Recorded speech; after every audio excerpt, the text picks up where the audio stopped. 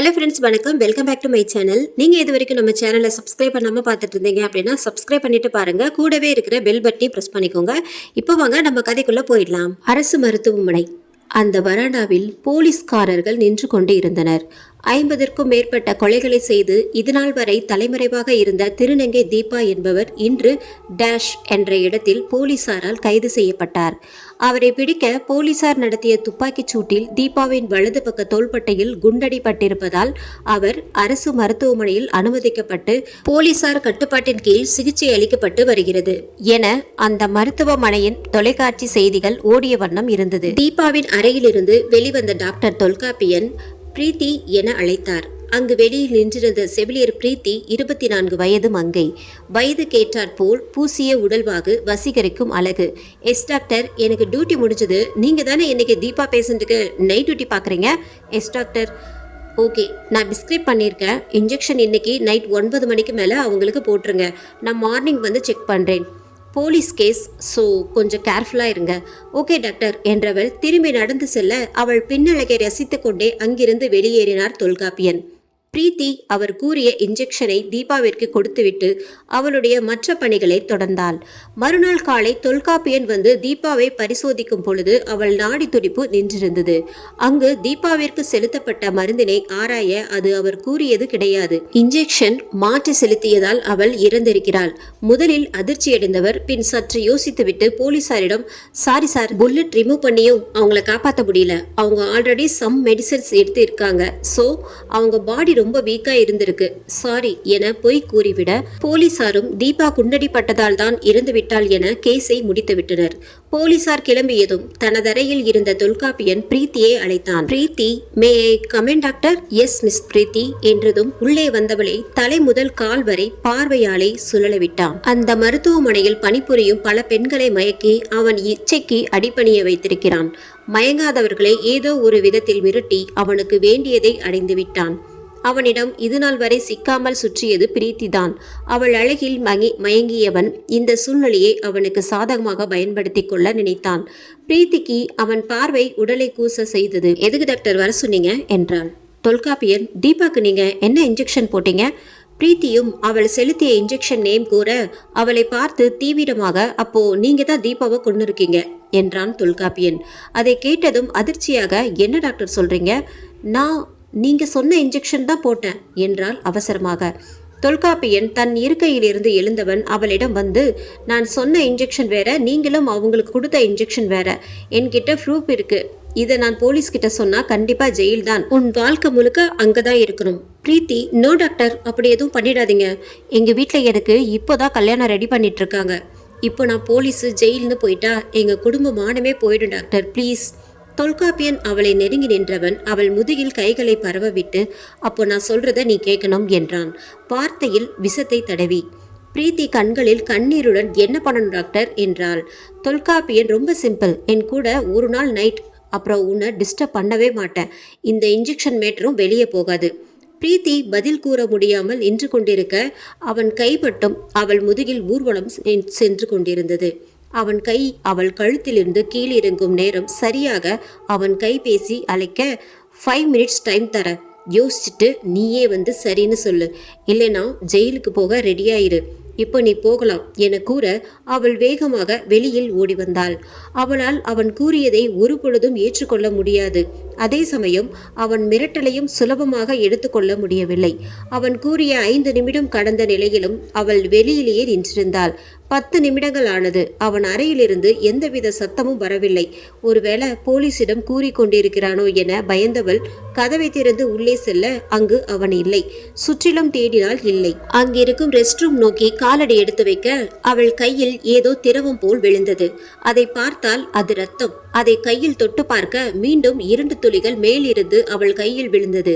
மேலே தலையை உயர்த்தி பார்த்தவள் அங்கு தூக்கில் தொங்கிக் கொண்டிருந்த தொல்காப்பியனை பார்த்ததும் பயங்கரமாக கத்த அவள் சத்தத்தில் அங்கு அனைவரும் கூடினர். அங்க இருந்தவங்க அவனோட பாடிய அங்க இருந்து எடுத்துட்டு போறாங்க. ஆனா அவனோட கண்ணு மட்டும் பிரீத்தி மேலே இருக்கிற மாதிரி அவளுக்கு ஒரு ஃபீல் ஆகுது. பிரீத்துக்கு ஒரே குழப்பம். நம்ம வெளியே தான் நின்றுட்டு இருந்தோம். கொஞ்ச நேரம் முன்னாடி தான் நல்லா தான் இருந்தான். திடீர்னு ஏன் எதுக்கு தூக்க மாட்டினான் என யோசித்தவள், எப்படியோ கெட்டதுல ஒரு நல்லது நடந்திருக்கு என நினைத்து கொண்டு பகல் டியூட்டியும் முடித்துவிட்டு வீட்டிற்கு கிளம்பினாள். அவள் வீட்டிற்கும் ஹாஸ்பிட்டலுக்கும் 2 மணி நேர பயணம். அவள் வீட்டில் நுழையும் போதே மணி 12 தொட்டிருந்தது. பிரீத்தி கதவை தட்ட கதவை திறந்தார் ஒரு பொண்ணு. இப்படி நடு சாமத்துக்கு வீட்டுக்கு வர்றது நல்லாவா இருக்கு என்றார் பிரீத்தியின் தாய் அனிதா. என்னம்மா பண்றது, நர்ஸ் வேலைனா அப்படிதான் இருக்கும். 1 மாசம் லீவ் கேட்க சொன்னமே, கேட்டுட்டியாடா என்றார் அவள் தந்தை. நான் ஜாபை ரிசைட் பண்ணலான்னு இருக்கேன்ப்பா. அனிதா, அதை முதல்ல பண்ணு. இன்னும் 1 வாரத்துல கல்யாணம் வச்சுட்டு இப்படி நைட் பேய் மாதிரி வீட்டுக்கு வர்றது நல்லாவா இருக்கு? இப்போவாது புத்தி வந்ததே. அம்மா போதும், நானே டயர்டா இருக்கேன், நான் போய் தூங்குறேன் என்றவளை காதை திருகி, ஒழுங்கா குளிச்சுட்டு படு, ஹாஸ்பிட்டல் வாடையோட படுக்காத என்றார் அனிதா. அவளும் சரி என குளித்துவிட்டு நைட் ட்ரெஸ் அணிந்து கொண்டு கட்டிலில் சாய்ந்தாள். சரிந்தவள் காலையிலிருந்து உயிரற்ற ஜடமாய் உடனிருந்து கைபேசியை எடுத்து இன்டர்நெட்டை ஆன் செய்ய வரிசையாக 17 குறுஞ்செய்திகள் ஒரு நபரிடமிருந்து வந்தது. ஓய் பொண்டாட்டி, எப்போ வருவ, எங்க இருக்க, இன்னும் எவ்வளவு நேரம் ஆகும் என. அனைத்து குறுஞ்செய்திகளுக்கும் சொந்தமானவன் அவன் அரவிந்த். அவளின் காதலன், இன்னும் ஒரே வாரத்தில் கல்வனாக ஆக போகிறவன். அவன் செய்திகளை பார்த்தவள் சோர்வெல்லாம் காற்றில் கரைந்து போனது. ஹாய்டா புருஷா என சில பல முத்த இமேஜ்களையும் அவள் அனுப்பினாள். அரவிந்த், ஓய் செல்லும், உனக்காக தாண்டி வெயிட் பண்ணிட்டு இருக்கேன். அப்படியே செல்லும், ஆனா எனக்கு தூக்கமா வருதே, நாளைக்கு பேசலாமா? அரவிந்த், உன்னை பார்க்கணும் போலவே இருக்கு, வீடியோ கால் பண்ணட்டானா? என்ன பண்ற? நோ, வீடியோ கால் முடியாது, இப்படியே பேசு. ஏன் முடியாது? நான் நைட் ட்ரெஸ்ல இருக்கேன்டா, ஸோ மார்னிங் வீடியோ கால் பண்றேன், ஓகேவா? வாவ் சூப்பர், அப்போ இப்பவே நான் கால் பண்றேன் என்றவன் வீடியோ கால் செய்ய அவளும் ஏற்றாள். அவளை அந்த நைட் ட்ரெஸ்ஸில் கண்டவன் சிரித்து கொண்டே, குட்டி பாப்பா அழகா இருக்கடி என சில பல பறக்கும் முத்தங்களை அள்ளி கொடுக்க, அதை கண்டு அவள் வெட்கத்தில் சினுங்க. அந்த நேரம் யாரோ இருவர் அவளுக்கு பின்னால் கடந்து செல்வது போல தெரிய, ஹே யாருடி உனக்கு பின்னாடி கிராஸ் ஆனது என கேட்டான். திரும்பி பார்த்தவள் யாரும் இல்லடா என்றவள், இல்லடி, இப்ப 2 பேர் கிராஸ் ஆனாங்க. போடா, ஸ்க்ரீன் அசைஞ்சது உனக்கு அப்படி தெரிஞ்சிருக்கும். நைட் ரொமான்டிக்கா பேசுவேன்னு பார்த்தா இப்படி பயமுறுத்திட்டே இருக்க. குட் நைட் என அவள் அழைப்பை துண்டித்தாள். அவள் போர்வையை போர்த்தியதும் மீண்டும் 2 உருவங்கள் அவளை கடந்து சென்றது. பிரீத்தி நைட் அவ காதலன் கூட ரொமான்டிக்கா சாட் பண்ணிட்டு அப்படியே தூங்கிட்டா. அடுத்த நாள் காலை 5 மணி வீட்டுல எல்லாரும் தூங்குறாங்க. அப்போ வீட்டு கதவை யாரோ ரொம்ப நேரமா தட்டிட்டு இருக்காங்க. ஆனால் யாரும் திறக்கல. இந்த சத்தம் பிரீத்தி காதல விழுது. எழுந்து போய் தூக்க கலக்கத்திலேயே கதவை திறந்து பாக்குறா. ஒரு ஆள் நிக்கிறான். யார் நீங்க? இந்த நேரத்துல என்ன வேணும் உங்களுக்கு? பிரீத்தியை பார்த்து ஈன்னு சொல்லு விடுறான் அவன். பிரீத்தி 2 பீஸ் போட்டிருக்கா. ஐயோ, தூக்க கலக்கத்தில் அப்படியே வந்துட்டோமேனு உள்ள போய் ஃபாஸ்டா நைட்டி போட்டுட்டு வரா. யோ யார் யானி? அவன், நான் போலீஸ் துறையில கான்ஸ்டபிளா இருக்கேன், இன்ஸ்பெக்டர் உங்களை அப்புறமா ஸ்டேஷனுக்கு வந்து பார்க்க சொன்னார் அப்படின்னு சொல்றான். பிரீத்தி, எதுக்கு? டாக்டர் மரண விஷயமா உங்ககிட்ட சில கேள்விகள் கேட்கணுமா? சரி வரேன். நேரம் இப்போ காலை 11 மணி. பிரீத்தி இன்ஸ்பெக்டரை பார்க்க போறா. இன்ஸ்பெக்டர் பெயர் பாலா. பிரீத்தி, சொல்லுங்க சார், என்ன கேட்கணும்? மருத்துவர் தொல்காப்பியர் தூக்கில் தொங்குறத முதல்ல பார்த்தது நீங்க தானே? ஆமா சார், அதுக்கு என்ன? அவர் சூசைட் பண்ணிக்கல, அவர் கொலை செய்யப்பட்டிருக்கார். அந்த கொலையை நீங்க பண்ணீங்கன்னு நாங்க சந்தேகப்படுறோம். பிரீத்தி அதிர்ச்சியில், சார் நான் ஏன் அவரை கொல்லணும்? இப்படியெல்லாம் பேசாதீங்க, எனக்கு அடுத்த வாரம் கல்யாணம்னு அழுகிறான். பாலா, கூல் சும்மா விளையாண்ட பிரீத்தி, பயப்படாதீங்க. பிரீத்தி அப்படியே முறைக்கிறாங்க. நீங்க ரொம்ப அழகா இருக்கீங்க பிரீத்தி. சார் நான் கிளம்புறேன் சார். ஒரு நிமிஷம் பிரீத்தி, தூக்கு போட்டு தொங்குனா வாயில இருந்து ரத்தம் வராது. ஆனால் மருத்துவர் தூக்கு போட்டு தொங்கும் பொழுது ரத்தம் கீழே சொட்டிட்டு இருந்தது. போஸ்ட்மார்டம் அறிக்கைப்படி அவர் தலையை யாரோ ஓங்கி அடிச்சிருக்காங்க. அப்பவே செத்துருக்காரு. அதுக்கப்புறம் அவரை தூக்குல தொங்க விட்டுருக்காங்க. இதை முதல்ல பார்த்தது நீங்க தான். அது மட்டும் இல்லாம உங்ககிட்ட ஏதோ இருக்குன்னு நாங்க சந்தேகப்படுறோம். அதனால் எப்ப நாங்க கூப்பிட்டாலும் ஸ்டேஷனுக்கு வரணும். ஓகே? நோ, வர முடியாது, பாய். அதையும் பார்ப்போம். செம்ம கடுப்புல வீட்டுக்கு போறா பிரீத்தி. வீட்டுக்கு போனா அங்க அரவிந்த் இருக்கான். என்னாச்சுடி, டென்ஷனா இருக்க? நேத்துல இருந்து இப்ப வரைக்கும் நடந்த எல்லாத்தையும் சொல்றா. அரவிந்த், ஓ கடவுளே, அந்த டாக்டர் உன்னை மேட்ருக்கு கூப்பிட்டானா? என்ன பண்றதுனே பயத்துல இருக்கும்போது திடீர்னு செத்து போயிட்டான்டா. அவனை நான் தான் கொண்டேன்னு அந்த போலீஸ் நாய் வேற என்ன சொல்லி வெறுப்பேத்துறான். அரவிந்த், விடு, அவன்லாம் சாக வேண்டியவன் தான். அப்புறம் போலீஸ் உண்மையை கண்டுபிடிக்க இப்படியெல்லாம் கிராஸ் கொஸ்டின் கேட்பாங்க. நீ பயப்படாத. சாவட்டும்டா. ஆனா அந்த வீணா போன இன்ஸ்பெக்டர் பாலா என்ன சந்தேகப்படுறான். இதுல வேற நீங்க ரொம்ப அழகா இருக்கீங்க பிரீத்தின்னு வலியிறான் சனிய. அரவிந்த் ஆத்தாடி, முதல்ல கழுத்துல தாலி கட்டி பொண்டாட்டி ஆகணும். பிரீத்தி, என்னம்மா? நம்ம நாய் ரூபிக்கு என்னாச்சுன்னு வந்து பாரு. நேத்து நைட்ல இருந்து வாயவே திறக்க மாட்டேங்குது, யாரையும் பார்த்து குலைக்க கூட மாட்டேங்குது, ஆனா கண்ணுல இருந்து தண்ணி வந்துகிட்டே இருக்கு. பிரீத்தி நாயை போய் செக் பண்றா, ஆனா என்ன பிரச்சனைன்னு அவளால கண்டுபிடிக்க முடியல. அப்புறம் ஹாஸ்பிட்டல் கொண்டு போய் பார்த்துக்கலாம்னு விட்டுட்டா. சரி போலாமா? எங்க பத்திரிக்கை கொடுக்கத்தான்? சரிடா வா போலாம். 2 பேரும் எல்லோருக்கும் பத்திரிக்கை கொடுத்துட்டு நைட் 9 மணிக்கு வீட்டுக்கு சோர்வா வராங்க. அரவிந்த், ஏய் ரொம்ப முடியலடி இன்னைக்கு, உங்க வீட்டுல உன் ரூம்ல ஸ்டே பண்ணிக்கிட்டா. பிரீத்தி, வாயை உடைச்சிடுவேன். நீ எதுக்கு திட்டம் போடுறேன்னு நல்லா தெரியும். கிளம்பு. போடி, நான் உங்க அம்மா கிட்ட பேசிக்கிறேன். அத்தை, என்ன மாப்பிள்ள ஒரே டயர்டா இருக்கு, இன்னைக்கு நைட் உங்க வீட்லயே ஸ்டே பண்ணிக்கிட்டா. அதுக்கு என்ன மாப்பிள்ள, இது உங்க வீடு, தாராளமா இருங்க. அத்தையே ஓகே சொல்லிட்டாங்க. எல்லோரும் சாப்பிட்டு தூங்க போறாங்க. பிரீத்தி மற்றும் அரவிந்த் பிரீத்தி ரூம்குள்ள போறாங்க. பிரீத்தி பெட்ல படுக்கிறா. அரவிந்த், என்னடி இது ட்ரெஸ் மாத்தல, போட்டிருக்க சுடியோட அப்படியே படுக்கிற? ஆமா, இன்னைக்கு அப்படித்தான். எப்பவும் ஒரே குட்டிய ட்ரெஸ் போட்டிருப்பியே, அது போடல. ஒழுங்கா மூடிட்டு கீழே படு. இதெல்லாம் ரொம்ப ஓவர், பின்னாடி ஃபீல் பண்ணுவேன் நீ. போடடே. Good night. பிரீத்தி இழுத்து போத்திக்கிட்டு தூங்கிடுறா பெட்ல. கீழே அரவிந்தும் படுத்து தூங்கிடுறான். நேரம் இப்போ 1:45. பிரீத்தி நல்லா தூங்கிட்டு இருக்கா. இப்போ லைட்டா திரும்பி அந்த பக்கம் தூக்கத்திலேயே பாக்குறா. பக்கத்துல அரவிந்த் படுத்திருக்கான். தூக்கத்துல கண்ணை மூடிட்டே, டே பொறுக்கி, நீ எங்கட மேல வந்த? பதில் இல்லை. சரி, வந்ததுதான் வந்துட்ட, அப்படியே கட்டிப்பிடி. அரவிந்த் கட்டிப்பிடிக்கிறான். பிரீத்தி கட்டிப்பிடிச்சு லிப் லாக் பண்றா. அவ ட்ரெஸ்ஸை ரிமூவ் பண்ண முயற்சி பண்றா. டே பொறுக்கி, என்னடா பண்றேன்னு கண்ணை திறந்து பாக்குறா. பக்கத்துல யாருமே இல்ல. அரவிந்த் கீழே நல்லா தூங்கிட்டு இருக்கான். பிரீத்தி ஷாக்கிங்ல பட்டுன்னு எழுந்து உட்கார்றா. என்னடா இது, சி, வெறும் கனவான மறுபடியும் படுத்து தூங்குறா. இப்போ கேமராவை பிரீத்திக்கு க்ளோஸா கொண்டு போனா பிரீத்தி ட்ரெஸ்ஸை லைட்டா ஓப்பன் ஆகி இருக்கு. ஆனால் பிரீத்தி நடந்தது கனவு நினைச்சு மறுபடியும் தூங்கிட்டா. அடுத்த நாள் காலையில, டேய், ஒரு பேச்சுக்கு கீழே படுன்னு சொன்னா அப்படியே கீழே படுத்து தூங்கிடுவியடா. பின்ன நீ தானே அப்படி சொன்ன, கல்யாணத்துக்கு அப்புறம் தான் எல்லாம்னு. அதான். பிரீத்தி, டேய் மாங்கா, உன்னெல்லாம் கட்டிக்கிட்டு என்ன பாடுபட போறேனே தெரியல. தனியார 4 நாட்கள்ல நமக்கு கல்யாணம், ஒன்னா இருக்கும் நைட்டு. யாருக்குடா கிடைக்கும் இந்த சான்ஸு? வேற ஏதாச்சும் பையனா இருந்தா இந்த நேரம் எல்லாம் முடிஞ்சிருக்கும். அரவிந்த், அது சரி, நல்லவனை யாருக்கு பிடிக்கும் இந்த காலத்துல? டேய் போடா, டேய் போடா. 4 நாட்கள் கழித்து இப்போ பிரீத்தி அரவிந்த் கல்யாணம் சூப்பரா முடியுது. இப்போ குடும்பம் மொத்தமா சேர்ந்து 2 பேரையும் தேன் நிலவுக்கு அனுப்ப திட்டம் போடுறாங்க. நிறைய இடம் பார்க்கறாங்க. அனிதா, ஊட்டி போங்கப்பா, செலவும் கம்மி, நல்லாவும் இருக்கும். பிரீத்தி, போமா, எப்ப பார்த்தாலும் ஊட்டி, வேற இடம் சொல்லுங்க. கண்ணன், ஏமா பேசாம மதுரை போய் சுத்தி பாருங்களேன். அனிதா, ஏங்க நீங்க வேற, முதல்ல உள்ள போங்க. தேனிலவு போற பிள்ளைங்க கிட்ட வந்து காமெடி பண்ணிட்டு. கண்ணன், இல்லடி, சீரியஸா தான் சொல்றேன். பிரீத்தி, அப்பா பேசாம போயிடுப்பா, இல்லைன்னா கடுப்பாயிடுவேனா. அரவிந்துக்கு அப்பா இல்லை, அம்மா மட்டும்தான். சரி, ஏதாவது ஒரு முடிவு பண்ணுங்க, காஷ்மீர் போலாமா? இதை கேட்ட அனிதா மற்றும் கண்ணன் முகத்தில் ஒரு இனம் புரியாத மாற்றம் மற்றும் பயம் உண்டாகிறது. அங்க என்ன இருக்கு தெரியல, ப்ளீஸ் அங்க போலாமா? எல்லோரும் பேசி தேனிலவுக்கு காஷ்மீர் அனுப்பி வைக்கிறதா முடிவு பண்றாங்க. இப்போ பிரீத்தி ஓய்வு அறையில இருக்கா. ஆமா, நாம ஏன் காஷ்மீர் போகணும்னு சொன்னோம்? அதை பத்தி நமக்கு எதுவுமே தெரியாதே, அப்புறம் எப்படி அந்த பேர் என் வாயில இருந்து வந்துச்சுன்னு யோசிக்கிறான். அப்போ ஓய்வு அறையில இருந்து ஒரு சத்தம். என்னடான்னு பார்த்தா அது ஒரு பூச்சி பறந்து வந்து பிரீத்தியே சுத்திக்கிட்டு இருக்கு. மறுநாள் ஹனிமூனுக்கு குடும்பம் மொத்தமா புதுமண தம்பதியரை விமான நிலையத்துல வழி அனுப்புறாங்க.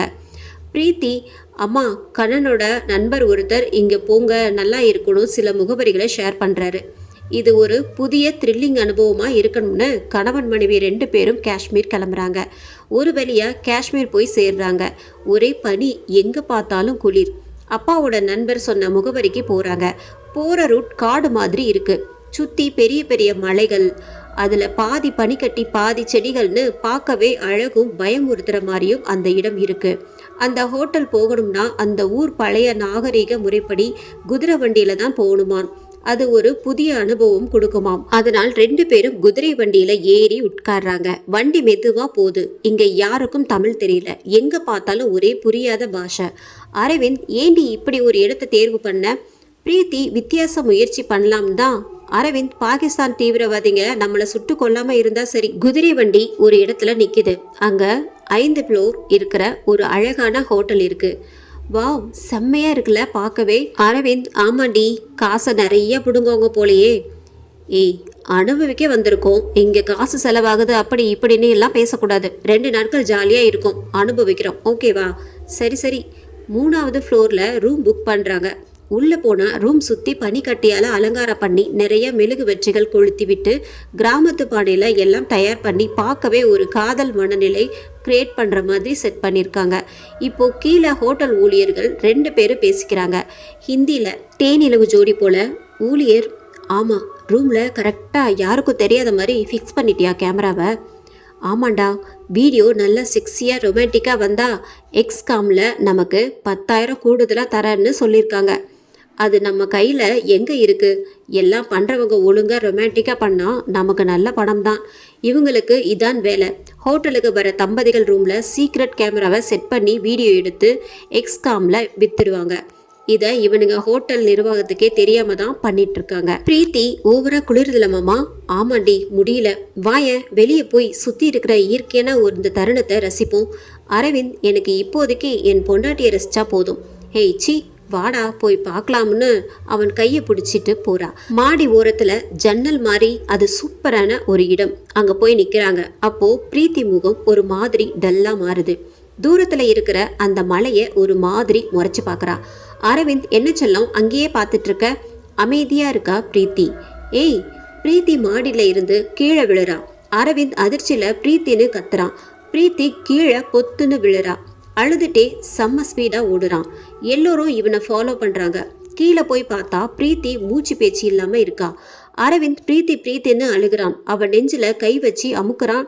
அப்போ ஆன்னு ஒரு சத்தம். பிரீத்தி முழிக்கிறா. அரவிந்துக்கு போன உயிர் திரும்பி வந்துருச்சு. நல்லா இருக்கியா? டாக்டர் கிட்ட போலாமா? இல்லடா, நான் நல்லா இருக்கேன். கீழே ஃபுல்லா பனியா இருக்கிறதுனால பிரீத்திக்கு எதுவும் ஆகல. அரவிந்த், சரி வா, ரூமுக்கு போகலாம். 2 பேரும் அறைக்குள்ள போறாங்க. பிரீத்தி, பாப்பா, ஒன்றும் இல்லை. நீ ஏண்டி அங்கேருந்து விழுந்த? நான் செத்தே போயிட்டேன். ஒன்றும் இல்லடா. என்னாச்சு? எப்படி விழுந்த? தூரமாக இருக்க அந்த மலையில் யாரோ நிற்கிற மாதிரியும் என்னை கூப்பிடுற மாதிரியும் இருந்துச்சுடா. எனக்கு என்ன நடந்ததுன்னே தெரியல. ஓகே, சரி, நீ ஓய்விடு. எருமை, ரெஸ்ட் எடுக்கவா இங்கே வந்தோம். அப்போது ஆரம்பிக்கலாமா? ஐ லவ் யூ சொல்லி அரவிந்த் கண்ணை பார்க்குறான். அரவிந்த் பிரீத்தியை கட்டி அணைத்து முத்தம் கொடுக்குறான். 2 நாட்கள் ஆனதும் இப்போ வீட்டுக்கு கிளம்புறதுக்கு ரெடி ஆகுறாங்க. அங்கே இருக்க எல்லோருக்கும் பாய் சொல்லிட்டு ஹோட்டலை விட்டு கிளம்பிடுறாங்க. இப்போ ஹோட்டல் ஊழியர் அவங்க ரூம்ல செட் பண்ண ரகசிய கேமராவை எடுக்கிறான். இப்போ தனியா போய் வீடியோ எப்படி வந்திருக்குன்னு பார்க்கறான். வீடியோல 2 பேரும் லவ் பண்ண ஸ்டார்ட் பண்றாங்க. அப்போ இவன் உட்கார்ந்து இருக்கிற ரூம்ல இருந்து ஆடு ஒரு சத்தம். அப்போ இதை பார்த்துட்டு ஊழியர் முகம் மாறுது. இந்த வீடியோ பார்த்து செம்ம ஷாக். இவன் கண்ணில் ஒரு மரண பயம். இதய துடிப்பு பக்கு பக்குன்னு அடிக்குது.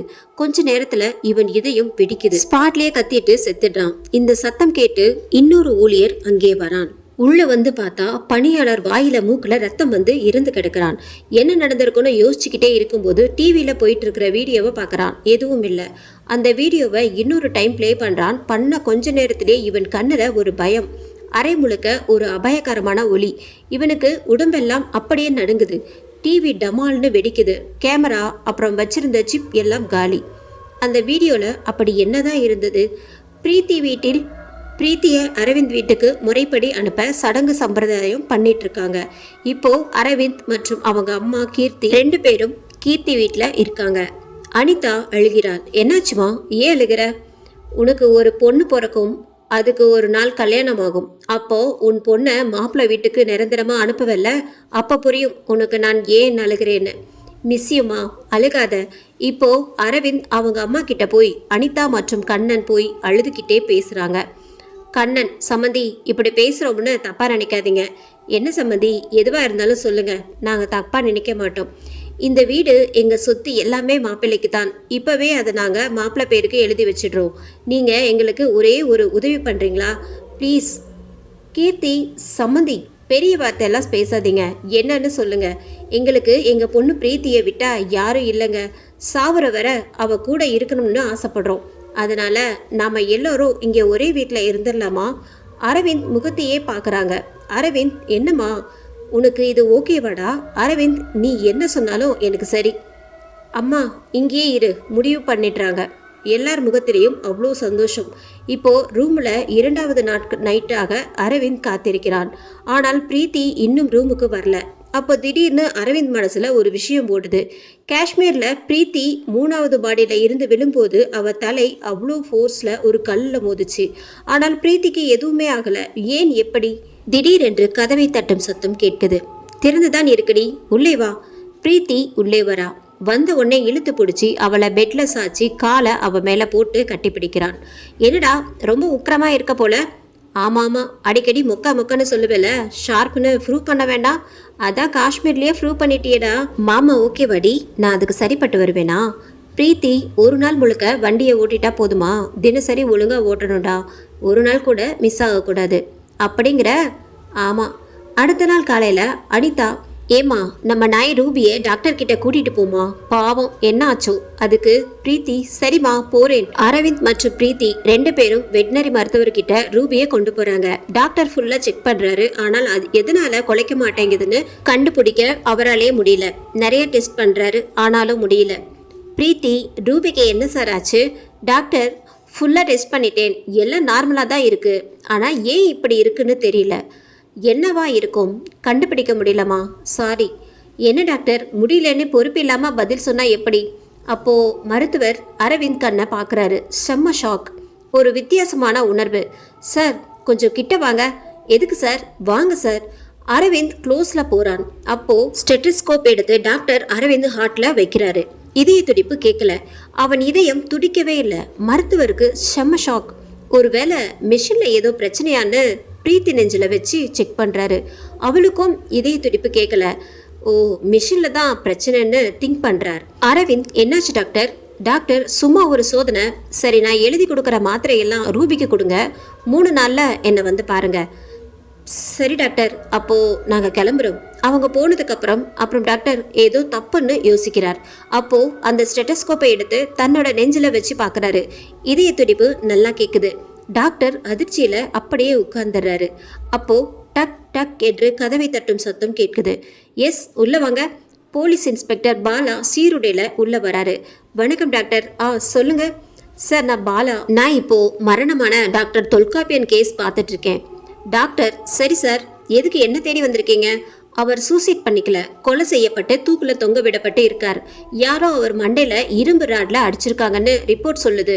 ஆனால் சந்தேகப்படும்படியா அங்கே யாருமே இல்லை. யாரும் வந்து போன மாதிரி எந்த சிசிடிவி கேமரா காட்சிகளும் இல்லை. எங்களோட ஒரே சந்தேகம் செவிலியர் பிரீத்தி மட்டும்தான். டாக்டர், ஏன் நீங்கள் சந்தேகப்படும்படி அவங்க என்ன பண்ணாங்க? பாலா, நாங்கள் டீப்பாக விசாரிச்சதுல சில உண்மைகளை கண்டுபிடிச்சோம். டாக்டர் மட்டும் இல்லாமல் திருநங்கை தீபாவும் கொலை செய்யப்பட்டிருக்கா. ஊசி மாற்றி வச்சு யாரோ தீபாவை கொலை செஞ்சுருக்காங்க. அந்த ஊசியை பிரீத்தி தான் போட்டிருக்காங்க. ஆனால் மருந்தை மாற்றி வச்சது யாருன்னு கண்டுபிடிக்க முடியல. அதான் தேடிட்டு இருக்கோம். பிரீத்திக்கே தெரியாமல் ஒரு குழுவை பிரீத்தியை ஃபாலோ பண்ண சொல்லியிருக்கோம். ஓஹோ, இப்போது நான் உங்ககிட்ட சொன்னது எல்லாம் போலீஸ் ரகசியம்.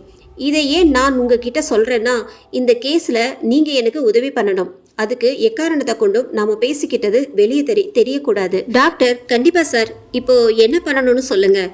இப்போது பிரீத்தி இங்கே எதுக்கு வந்தாங்க? தன்னோட நாய்க்கு சிகிச்சை கொடுக்க.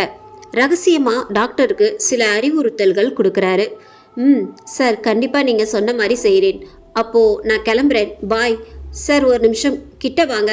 க்ளோஸில் வரான். ஸ்டெட்டஸ்கோப்பை வச்சு செக் பண்ணுறார். வேலை செய்யுது. என்ன சார்? டாக்டர், ஒன்றும் இல்லை சார். பாலா லூஸ் ஆயிருப்பான் போலியே. என்னடா இது, எல்லோருக்கும் இயந்திரம் வேலை பண்ணுது, அந்த கணவன் மனைவி 2 பேருக்கு மட்டும் வேலை பண்ணலன்னு டாக்டர் யோசிக்கிறார். பிரீத்தி மற்றும் அரவிந்துக்கு மட்டும் இதயம் துடிக்கலையா? இல்ல அந்த ஸ்டெட்டஸ்கோப்லேயும் தான் ப்ராப்ளம்னு கண்டுபிடிக்கவும் இன்ஸ்பெக்டர் பாலா ரகசியமா சொன்னதை செய்யறதுக்காகவும் அந்த டாக்டர் இப்போ பிரீத்தி வீட்டுக்கு போறாரு. வாங்க டாக்டர், என்ன இந்த பக்கம்? டாக்டர் கிருஷ்ணா, இல்லைம்மா, இந்த பக்கம் சின்ன வேலை தான், அதான் அப்படியே ரூபிக்கு எப்படி இருக்குன்னு பார்த்துட்டு போகலான்னு வந்தேன். நன்றி டாக்டர், ஆனால் ரூபிக்கு எந்த மாற்றமும் இல்லை, இன்னும் குணமாகலை. மருத்துவர் ரூபியை மறுபடியும் செக் பண்ணி ஊசி போடுறாரு. ஊசி போட்டிருக்கேன், 2 நாட்கள் பார்ப்போம். ஆமாம், அரவிந்த் எங்க? வேலைக்கு போயிருக்கேன் டாக்டர். என்னம்மா உன் முகம் ரொம்ப டல்லாக இருக்கு? பிரீத்தி அப்படியெல்லாம் எதுவும் இல்லையே டாக்டர், கொஞ்சம் கிட்ட வாமா. ஸ்டெட்டிஸ்கோப்பை வச்சு செக் பண்ணுறார். டாக்டருக்கு இதய துடிப்பு கேட்கவே இல்லை. பிரீத்தி முகத்தை பார்த்து டாக்டருக்கு இப்போ ஒரு மாதிரி பயம் வந்துருச்சு. பிரீத்தி என்னாச்சு டாக்டர், ஹார்ட் பீட் கேட்கலையா? அந்த பக்கம் திரும்பிட்டு பேய் மாதிரி மெதுவாக பேசுகிறா. அதெல்லாம் ஒன்றும் இல்லைம்மா. சரி நான் கிளம்புறேன். சரி டாக்டர் பாய். மருத்துவர் கிருஷ்ணாக்கு இப்போ பயம் அல்லு இல்லை. திங்க் பண்ணிட்டே பைக்கில் ட்ராவல் பண்ணுறாரு. அப்போது டாக்டருக்கு ஒரு தொலைபேசி அழைப்பு. ஃபோனில் இன்ஸ்பெக்டர் பாலா. என்ன டாக்டர், நான் சொன்னதை செஞ்சிட்டிங்களா? டாக்டர் செஞ்சிட்டேன், ஆனால் நான் உங்ககிட்ட ஒரு விஷயம் பேசணும், உடனே நேரில் வாங்க. டாக்டர் ஃபோனை கட் பண்ணிட்டு பைக்கை ஸ்டார்ட் பண்ணுறார். அப்போது செம்ம ஸ்பீடில் ஒரு லாரி டாக்டர் பைக்கை மோதுது. அந்த இடத்துலையே டாக்டர் துடிச்சு போய் சாகுறாரு. இப்போ இன்ஸ்பெக்டர் டாக்டர் கிருஷ்ணாவுக்கு ஃபோன் பண்ண வேற யாரோ ஃபோன் எடுத்து அவங்களுக்கு விபத்து ஆயிடுச்சுன்னு சொல்கிறாங்க. பாலாக்கு அப்படியே அதிர்ச்சி ஆகுது. ஸ்பாட்டுக்கு போய் உடனே டாக்டரை பார்க்குறான். ஆனால் அவர் செத்துட்டாரு. டாக்டர் என்கிட்ட கடைசியாக ஃபோன் பேசும்போது ஏதோ பதட்டத்தில் முக்கியமான ஒன்று சொல்லணும்னு சொன்னார். என்னவா இருக்கும்? நேரம் இப்போ நைட் 10 மணி. இன்ஸ்பெக்டர் பாலா வீட்டில் இருக்கும்போது மருத்துவர்கிட்ட ஒரு குட்டி சிசிடிவி கேமராவை கொடுத்து பிரீத்தி வீட்டு ஹாலில் செட் பண்ண சொல்லியிருக்காரு. அதுக்காகத்தான் டாக்டர் பிரீத்தி வீட்டுக்கு போனார். இப்போ அது வேலை செய்யுதான்னு பாலா செக் பண்ணுறார். வேலை செய்யுது. நேரம் இப்போ நைட் 11:30. பாலா ஏதாவது க்ளூ கிடைக்குமான்னு வச்ச கண்ணை வாங்காம 1 மணி நேரம் அந்த வீடியோவை பார்த்துட்டே இருக்கான். பாலா சிங்கிள், அப்பா அம்மா ஊரில் இருக்காங்க, இவன் தனியாக தான் இங்கே இருக்கான். இப்போது வீடியோவில் ஒரு சின்ன மாற்றம். ஸ்டக் ஆகும்போது பயங்கரமாக ஒரு உருவம் நடு ஹாலில் கேமரா முன்னாடி நிற்கிது. பார்த்துட்டே இருக்கிற பாலாக்கு ஒரே பயம். ஓ கடவுளே, அது என்னவா இருக்கும்? பயத்தை மறைச்சிட்டு பாலா தொடர்ந்து அது என்ன செய்யுதுன்னு பார்க்குறான். அப்போது இங்கே பாலா ரூமில் பின்னாடி இருந்து யாரோ கூப்பிடுற மாதிரி சவுண்டு கேட்குது. மெதுவாக திரும்பி பார்க்குறான். பின்னாடி ஒன்றுமே இல்லை. சரின்னு இப்போ முன்னாடி வீடியோவை பார்க்க திரும்பினான். அப்போ பக்குன்னு ஒரு கை இவன் கழுத்தை பிடிக்கிற மாதிரி இருக்கு. பயத்துல கத்திடுறான். அறை அமைதியா இருக்கு. மெதுவா நல்லா கண்ணை திறந்து வீட்டை சுத்தி பார்க்கறான். எதுவுமே இல்லை. சரின்னு இப்போ டிவியை பார்க்கறான். அந்த பயங்கரமான உருவம் அப்படியே அங்கேயே ஹாலில் நிற்கிது. அது பார்க்க பொண்ணு மாதிரியும் இல்லாமல் பையன் மாதிரியும் இல்லாமல் கண் எல்லாம் பெருசாக, உடம்பெல்லாம் முடியோட கருப்பாக, நாக்கு வெளியே தொங்கிட்டு பார்க்கவே ஒரு மாதிரி அருவருப்பாக இருக்குது. இப்போ அது மெதுவாக கேமரா இருக்கிற பக்கம் நகர்ந்து வருது. கேமராவை பார்த்து க்ளோஸில் வருது. அது நம்மளை பார்க்குதோன்னு பாலாக்கு பயம் வர ஆரம்பிக்குது. டக்குன்னு அந்த உருவம் மறைஞ்சிருது. என்னடா இதுன்னு பாலா யோசனை பண்ணிட்டே இருக்கான். அப்போ பயங்கரமான சவுண்ட்ல அதோட கண்ணு மட்டும் டிவில க்ளோஸ்ல வருது. பாலாக்கு பக்குன்னு ஆகுது. வேகமா டிவியை ஆஃப் பண்றான். உடனே எல்லா லைட்டையும் ஆன் பண்ணிட்டு தண்ணி குடிக்கிறான். 10 நிமிஷத்துக்கு அப்புறம் மனசுல இருக்கிற பயத்தை தொலைச்சிட்டு மறுபடியும் டிவியை ஆன் பண்றான். ஆனால் அங்க எதுவுமே இல்லை. பார்த்துட்டே நைட் அப்படியே தூங்கிட்டான். காலையில் எழுந்த உடனே நைட் நடந்த எல்லாத்தையும் பாலாவுக்கு ஒரு கனவு மாதிரி இருந்தது. ஆனால் எல்லாமே உண்மைதான். அவனுக்குள்ள நிறைய குழப்பங்கள். அது பேயா இல்லை என்னவா இருக்கும்? இல்லைன்னா நடந்த 2 கொலைகளுக்கும் காரணம் பேய்தானா? அதனால்தான் கொலை செய்யப்பட்டவங்கள சொன்னதுக்கும் எந்த ஆதாரமும் கிடைக்கலையா? நாம் பார்த்தது உண்மைனா அப்போ பிரீத்தி வீட்டில் பேய் இருக்கா? பேய்னா அது யாரா இருக்கும்? ஏன் இப்படி பண்ணுறாங்க? இப்படி ஏகப்பட்ட கேள்விகள் பாலா மைண்டில் ஓடிட்டே இருக்கு. நேற்று நைட் பார்த்த அந்த வீடியோவை இப்போ மறுபடியும் போட்டு பார்க்குறான். ஆனால் அதில் நேற்று நடந்த எதுவுமே இல்லை. இப்போ பாலாக்கு ஒரே குழப்பமாக இருக்குது. ஆனால் நேற்று நைட் நாம் பார்த்தது உண்மைதான். அதில் எந்த மாற்றமும் இல்லை. அப்போது நாம் தேடிட்டு இருக்கிறது ஒரு பேயவா? பிரீத்தி வீட்டில். பிரீத்தி, என்னம்மா? மாப்பிள்ளையை கூப்பிடு, ஹாலுக்கு வாங்க சீக்கிரம். குடும்பம் மொத்தமாக நடு ஹாலில் வந்து நிற்கிறாங்க. மாப்பிள்ள, கன்னியாகுமரியில் நம்ம நிலம் ஒன்று இருக்குது. இப்போது நல்ல வேலைக்கு கேட்குறாங்க. நான் போய் முடிச்சுட்டு வரேன் மாப்பிள்ள. அரவிந்த், சரிம்மாம்மா, பார்த்து போயிட்டு வாங்க. வர 10 நாள் ஆகும். எல்லாரையும் பார்த்துக்கோங்க. அப்புறம் நீங்கள் வேலைக்கு எதுவும் போக வேணாம் மாப்பிள்ள. பிஸ்னஸ் ஏதாச்சும் பண்ணுங்க. எவ்வளவு செலவானாலும் நான் பார்த்துக்கிறேன். அரவிந்த், எதுக்கு மாமா அதெல்லாம்? கண்ணன், முதல்ல நீங்கள் ஒன்று தெளிவாக புரிஞ்சுக்கணும். எனக்கு நீங்கள் மருமகன் இல்லை, மகன். எனக்கு அப்புறம் நீங்கள் தான் எல்லாமே. சரிங்க மாமா. கண்ணன் எல்லோருக்கும் பாய் சொல்லிவிட்டு வீட்டை விட்டு கிளம்புறாரு. 2 மணி நேரத்துக்கு அப்புறம் பாலா ஸ்டேஷன்ல இருந்து வந்து இவங்க பேசினதை வீட்டில இருந்து வீடியோல ரீவைண்ட் பண்ணி பார்க்கறான். அப்போ பாலாக்கு ஒரு அழைப்பு. கான்ஸ்டபிள் ஐயா, ஒரு செய்தி சொல்லுங்க. நீங்க ஃபாலோ பண்ண சொன்ன பிரீத்தி ஃபேமிலி, பிரீத்தி அப்பா கண்ணன் இப்போ ஏர்போர்ட்ல இருந்து காஷ்மீருக்கு ஃப்ளைட் ஏறுறார் சார். பாலாவுக்கு அப்படியே அதிர்ச்சி ஆகுது. கன்னியாகுமரிக்கு நிலம் வைக்க போறேன்னு குடும்பத்துக்கிட்ட சொல்லிட்டு காஷ்மீருக்கு ஏன் போறாரு? கான்ஸ்டபிள், நீங்க நான் சொல்ற மாதிரி செய்யுங்க, ஓகேவா? ரகசியமா சில விஷயங்கள் சொல்றார் பாலா. கான்ஸ்டபிள், சரி சார். பிரீத்தி அறையில் நேரம் இப்போ நைட் 10 மணி. பிரீத்தி உள்ள சைலண்டா உட்காந்துருக்கா. அரவிந்த் அவளையே பார்த்துட்டு இருக்கான். அரவிந்த், நான் உன்கிட்ட ஒன்று சொல்லணும். சொல்லு பிரீத்தி. நானும் ஒன்று சொல்லணும் பிரீத்தி உன்கிட்ட. என்ன? முதல்ல நானே சொல்லிடுறேன். எனக்கு ஏதோ பயமாவே இருக்குடா. நம்மளை சுற்றி ஏதோ கெட்ட விஷயங்களா நடக்கிற மாதிரி எனக்கு தோணுது. சில நேரங்களில் நான் என்ன பண்ணுறேன்னு எனக்கே தெரியல. திடீர்னு என் கண்கள் எங்கேயோ போயிடுது. மறுபடி என் நினைவுகள் வரும்போது நான் வேற இடத்துல வேற மாதிரி இருக்கேன். எனக்குள்ள என்னவோ நடக்குதுடா. யாரோ என் உடம்புக்குள்ள இருந்து என்னை இயக்கிற மாதிரி இருக்கு. அரவிந்த், அது எப்படி நான் சொல்ல வந்ததையே நீயும் சொல்ற? அதே பிரச்சனை தான் எனக்கும் இதான் நடந்துட்டு இருக்கு பிரீத்தி. ஏதோ தப்பா இருக்கு, அதை கண்டுபிடிக்கணும். இல்ல இது நம்ம உயிருக்கே ஆபத்தா கூட முடியலாம். பிரீத்தி, எனக்கு தெரிஞ்ச மனோதத்துவ நிபுணர் ஒருத்தர் இருக்காரு. அவர்கிட்ட போய் நம்ம பிரச்சனை என்னன்னு சொன்னா சரியா இருக்கும்னு நினைக்கிறேன். அரவிந்த், காலையில 10 மணிக்கு மனோவியல் தத்துவ நிபுணர் சிவகானை பார்க்க 2 பேரும் அப்பாயின்மெண்ட் வாங்கிட்டு போறாங்க. சிவகான், உங்க பிரச்சனை என்ன சொல்லுங்க? அரவிந்த் எல்லாத்தையும் சொல்றான். ஸ்டெட்டஸ்கோப் வச்சு எடுத்து அவங்க 2 நெஞ்சிலையும் வச்சு பார்க்குறாரு. எதையும் வெளிக்காட்டிக்கல. என்ன நடந்தது டாக்டர்? கொஞ்ச நாளைக்கு முன்னாடி உங்களுக்கு ஏதாவது சின்னதாக விபத்து இல்லை கீழே விழுந்து மயக்கம் போட்ட மாதிரி எதுவும் ஞாபகம் இருக்கா? ஒரே நேரத்தில் 2 பேரும் ஆமான்னு சொல்கிறாங்க. அரவிந்த் வேலை பண்ணும்போது யாரோ தள்ளி விட்டு கீழே விழுந்து மயக்கம் போட்டதாகவும் சொல்கிறான். பிரீத்தி தொல்காப்பியன் சாகிறதுக்கு சில நாளுக்கு முன்னாடி ஹாஸ்பிட்டலில் சின்ன மயக்கம் ஏற்பட்டதாக சொல்கிறான். ஓஹோ, ஆல்ரைட். சில டேப்லெட் எழுதி தரேன், அதை ஃபாலோ பண்ணிக்கோங்க. கொஞ்ச நாள் வீட்டை விட்டு எங்கேயும் வெளியே போகாதீங்க, ஓகேவா? சரி டாக்டர். 15 நாட்கள் அப்புறம் வந்து என்னை பாருங்க. அரவிந்த், பிரீத்தி 2 பேரும் அங்கிருந்து போறாங்க. அவங்க போனதும் நம்ம இன்ஸ்பெக்டர் பாலா அங்க வராரு. சிவகான், சொல்லுங்க இன்ஸ்பெக்டர். இந்த கேஸ் பத்தி முழு விவரங்கள் சொல்றாரு. என்கிட்ட இருந்து உங்களுக்கு என்ன உதவி வேணும்?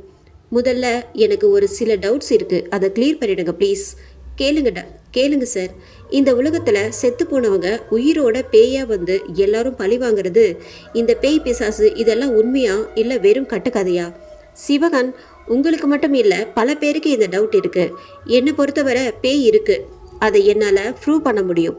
பாலா, எப்படி டாக்டர் அதை நிரூபிப்பீர்கள்? நீங்க விசாரிச்சுட்டு இருக்கீங்களே பிரீத்தி, அவங்க செத்துட்டாங்க.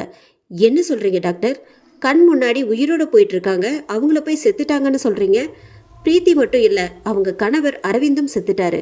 டாக்டர், எனக்கு புரியல, கொஞ்சம் விளக்கமாக சொல்லுங்க ப்ளீஸ். உங்களுக்கு புரிகிற மாதிரி சொல்கிறேன், நல்லா கேட்டுக்கோங்க. நீங்கள் வாட்ஸ்அப், ஃபேஸ்புக், யூடியூப் எல்லாம் பார்க்குறீங்களா? ஆமாம் டாக்டர். அதில் நிறைய பேர் பேயை அங்கே பார்த்தேன் இங்கே பார்த்தேன்னு போஸ்ட் பண்ணியிருப்பாங்க. நிறைய வீடியோஸ் கூட பதிவேற்றம் பண்ணியிருப்பாங்க. ஆனால் நான் கடவுளை அங்கே தான் பார்த்தேன் இங்கே தான் பார்த்தேன்னு ஏதாவது செய்தி அதிகமாக இருக்குமா? இருக்காது. கடவுள் இருக்காரா இல்லையான்னு எனக்கு தெரியாது, ஆனால் பேய் கண்டிப்பாக இருக்கு. உங்களால் அதை ப்ரூவ் பண்ண முடியுமா டாக்டர்? உதாரணத்துக்கு, பேய் ஒருத்தரோட உடம்புக்குள்ளே போகணும்னா அவங்களுக்கு ஒரு சின்ன இன்சிடென்ட் நடந்து மயக்கம் போட்டு விழுந்திருக்கணும். மயங்கும் போது அந்த உடம்புல இருந்து உயிர் வெளியிடும். உங்களையே நீங்கள் மறந்துடுவீங்க. அப்போது நீங்கள் செத்ததுக்கு சமம். அப்போது அதை உபயோகப்படுத்தி பேய் உங்கள் உடம்புக்குள்ளே வரும். இப்போது உங்கள் உடம்புல பேய் இருந்தால் உங்கள் இதயம் துடிக்காது. பிரீத்தி அரவிந்த் உடம்புக்குள்ள பேய் இருக்கு, அதனால்தான் அவங்க இதயம் துடிக்கல. அவங்க இப்ப அவங்க கட்டுப்பாட்டிலே இல்லை, வேற யாரோ ஒருத்தவங்களோட கண்ட்ரோல்ல இருக்காங்க. அவங்க சொல்றபடிதான் இவங்க உடம்பு கேட்கும். ஆனால் டாக்டர், நீங்க சொல்றது ஏதோ கதை மாதிரி சொல்றீங்க. எனக்கு ஒரே குழப்பமா இருக்குது, நான் எப்படி நம்புறது? நீங்க வேணா ஸ்டெட்டஸ்கோப் வச்சு அவங்க நெஞ்சில வச்சு அவங்க இதய துடிப்பு துடிக்குதா இல்லையான்னு செக் பண்ணுங்க. நான் சொல்றது உண்மையா பொய்யான்னு உங்களுக்கே புரியும். சரி, இப்போ உடம்புல பேய் இருக்குதுன்னே வச்சுக்கோங்க. அது என்ன பண்ணால் வெளியே போகும்? என்ன பண்ணாலும் உங்களால் வெளியே அனுப்ப முடியாது. அவங்க வந்த நோக்கம் நிறைவேறினா மட்டும்தான் அது வெளியே போகும். பாலா, ஓஹோ சரி டாக்டர், நான் கிளம்புறேன். எதுக்கும் நீங்கள் கொஞ்சம் கவனமாக இருங்க. நான் ஏன் எச்சரிக்கையுடன் இருக்கணும்? நீங்கள் சொன்னது உண்மைதான். வீட்டில் ஏதோ கெட்ட சக்தி இருக்குது, ஆனால் அது யாருன்னு தெரியல. நீங்கள் நினைக்கிற மாதிரி பிரீத்தி மற்றும் அரவிந்த் மேலே மட்டும் அது இல்லை. அங்கே ஏதோ வேற ஒன்று நடக்குது. வேற ஒரு ஆள் தான் இதெல்லாம் மூவ் பண்ணிட்டு இருக்கான். அதோட ரகசியம் தெரிஞ்சா எல்லாருமே சாவுறாங்க. இப்போ உங்களுக்கும் அது தெரிஞ்சு போச்சு, அதான் கவனமா இருங்கன்னு சொன்னேன். ஓ கடவுளே, யோ என்னையா சொல்ற? கொஞ்ச நாளைக்கு வெளியே எங்கேயும் போகாதீங்க, பாதுகாப்பு இல்லை. நேரம் இரவு 11 மணி. இப்போ பாலா பிரீத்தி வீட்டில் செட் பண்ணி வச்ச கேமரால என்ன பதிவு ஆகியிருக்குன்னு பார்க்குறான். டிவி முன்னாடி நாற்காலி போட்டு உட்கார்ந்து சீரியஸாக பார்க்குறான்.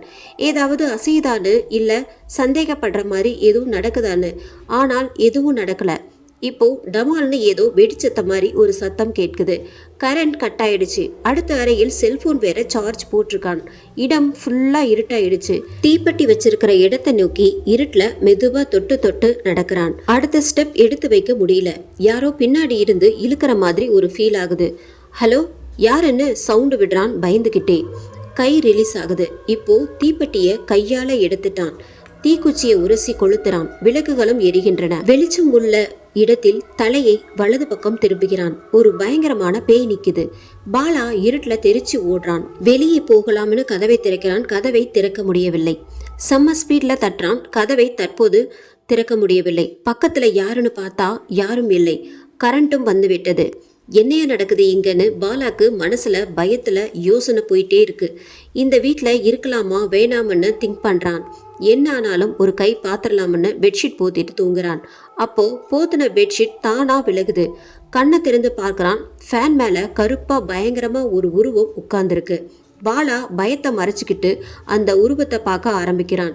அது செவுத்துல ஏதோ எழுதுது. டக்குன்னு மறைஞ்சு போகுது. அது என்ன எழுதுச்சுன்னு படிக்கிறான். என்னை தொந்தரவு செய்யாத, நான் உன்னை கொன்னுடுவேன், என்னை ஃபாலோ பண்ணாத, நீ உன்னோட உயிரை விட்டுருவேன்னு சொல்லுது. இப்போ பக்கத்து அறையில ஒரு சவுண்ட். ஃபோன் ரிங் அடிக்கிற சத்தம். வேகமா போய் காலை அட்டன் பண்றான். கான்ஸ்டபிள் ஐயா, நீங்க சொன்ன மாதிரி காஷ்மீர் போலீஸுக்கு தகவல் கொடுத்து கண்ணனை ஃபாலோ பண்ண சொன்னோம். அவங்க சில அதிர்ச்சி தகவல் கொடுத்துருக்காங்க. சரி, நான் காலையில ஸ்டேஷன் வந்து விவரங்களை கலெக்ட் பண்ணிக்கிறேன். காலையில பாலா ஸ்டேஷன் போறான். சொல்லுங்க சார், என்ன தகவல் கிடைச்சது? கான்ஸ்டபிள் சார், நீங்க ஃபாலோ பண்ண சொன்ன கண்ணனுக்கு காஷ்மீர்ல ஒரு சொந்த வீடு இருந்திருக்கு சார். ஏர்போர்ட்ல இருந்து கண்ணன் நேரா அங்கதான் போயிருக்காரு. மப்டியில் போலீஸ் அந்த வீட்டுக்கு வெளியே நின்று ஃபாலோ பண்ணியிருக்காங்க. ஆனால் ஒரு நாள் ஆகியும் அவர் வீட்டை விட்டு வெளியவே வரல. எப்போ வெளியே வருவார்னு அவருக்காக போலீஸ் ரொம்ப நிதானமாக வெயிட் பண்ணிட்டு இருந்திருக்காங்க. ஆனால் அவர் வரவே இல்லை. உள்ளே போய் பார்க்கலான்னு போலீஸ் முடிவு பண்ணியிருக்காங்க. நேரம் அப்போ நைட் 11 மணி. அப்போதான் கண்ணன் அவர் வீட்டில இருந்து வெளியே வந்திருக்காரு. அவரை ஃபாலோ பண்ணி போலீஸ் பின்னாடியே போயிருக்காங்க.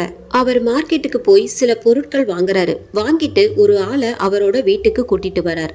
கூட்டிட்டு சுத்தி யாராவது தங்களை கவனிக்கிறாங்களா அப்படின்னு பார்த்துட்டு அவரோட வீட்டுக்குள்ள கூட்டிட்டு போறாரு. மப்டியில சந்தேகம் வராத மாதிரி எல்லாத்தையும் வெளியே இருந்து பார்த்த போலீஸ் இதுதான் சரியான நேரம்னு முடிவு பண்ணி கண்ணன் வீட்டுக்குள்ள யாருக்கும் தெரியாம அமைதியா போறாங்க.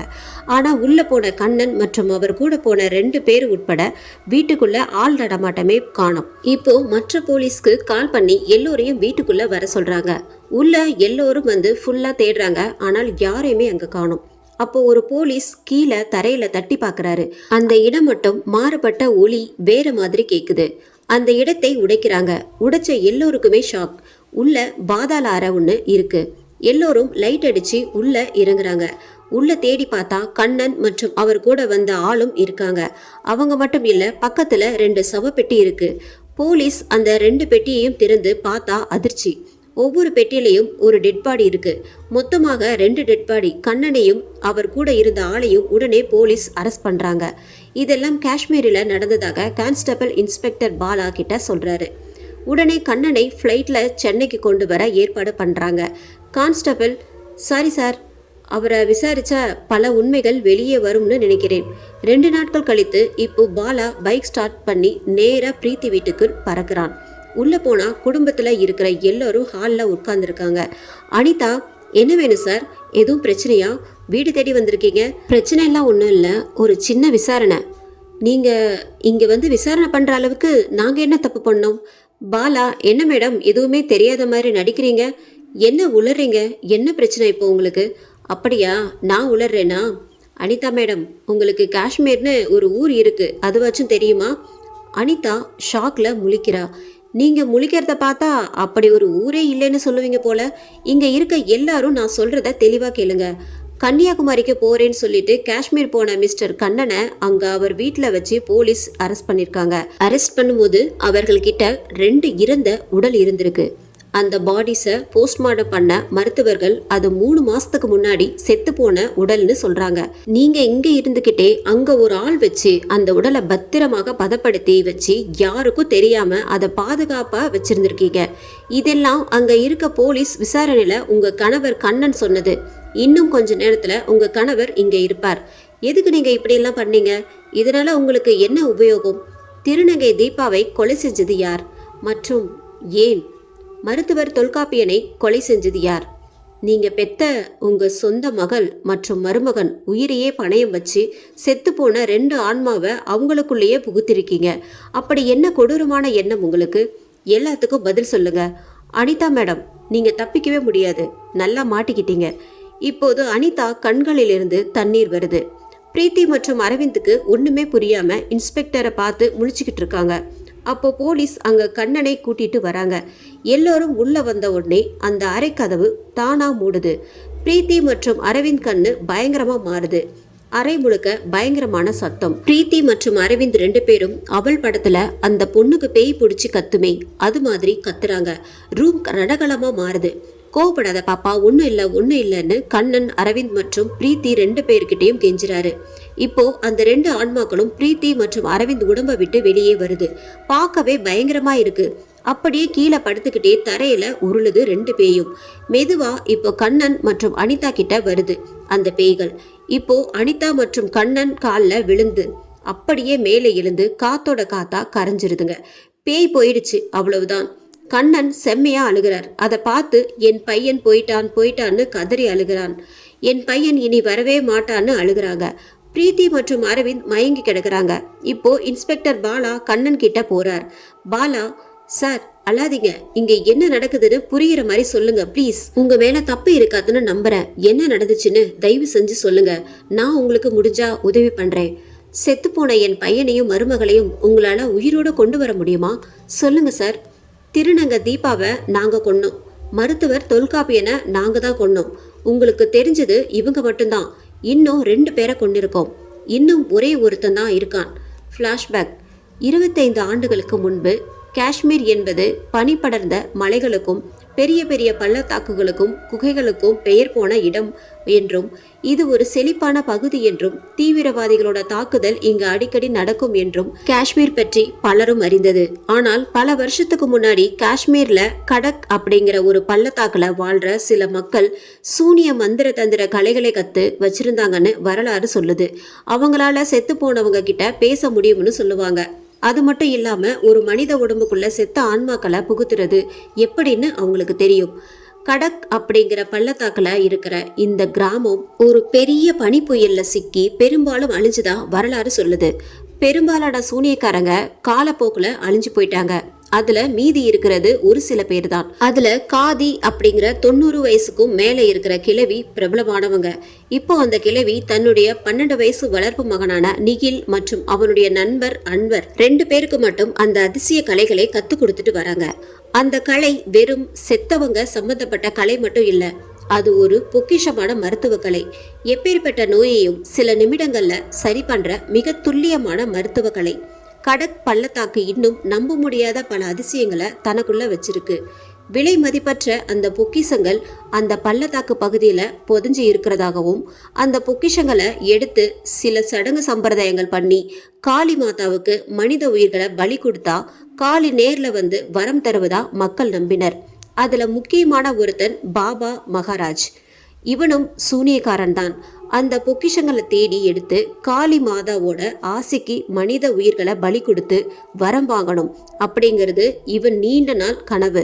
இந்த காலத்தில் இருக்க நமக்கு இந்த கதையெல்லாம் கேட்கறதுக்கு காமெடியா இருந்தாலும் நிஜமாவே இன்னும் இதெல்லாம் இருக்கு அப்படிங்கிற நம்பிக்கையில பல பேர் மனித உயிர்களை பலி கொடுத்துட்டு இருக்காங்க. அந்த டைம்ல தான் மெட்ராஸ்ல அனிதாக்கும் கண்ணனுக்கும் கல்யாணம் ஆச்சு. அவங்க தேனிலவு போன இடம் காஷ்மீர். இப்போ பிரீத்தி அரவிந்த் போன அதே இடம்தான் காஷ்மீர் ஹோட்டல் அறை. என்ன ஆளையே முழுங்குற மாதிரி அப்படி பார்க்குறீங்க? வெறும் பார்க்குறதோட நிறுத்தாம வந்த வேலையை கவனின்னு சொல்கிறான், அப்படிதானே? தேனிலவு பயணம் ஜாலியாக போயிட்டுருக்கு. இப்போ ஒரு டிஃப்ரெண்ட்டான அனுபவமாக இருக்கட்டுமேனு 2 பேரும் பக்கத்துல இருக்கிற காட்டுக்குள்ள பயணம் பண்றாங்க. அப்போ அனிதாவை கொடூரமான விஷப்பாம்பு கடிச்சிருது.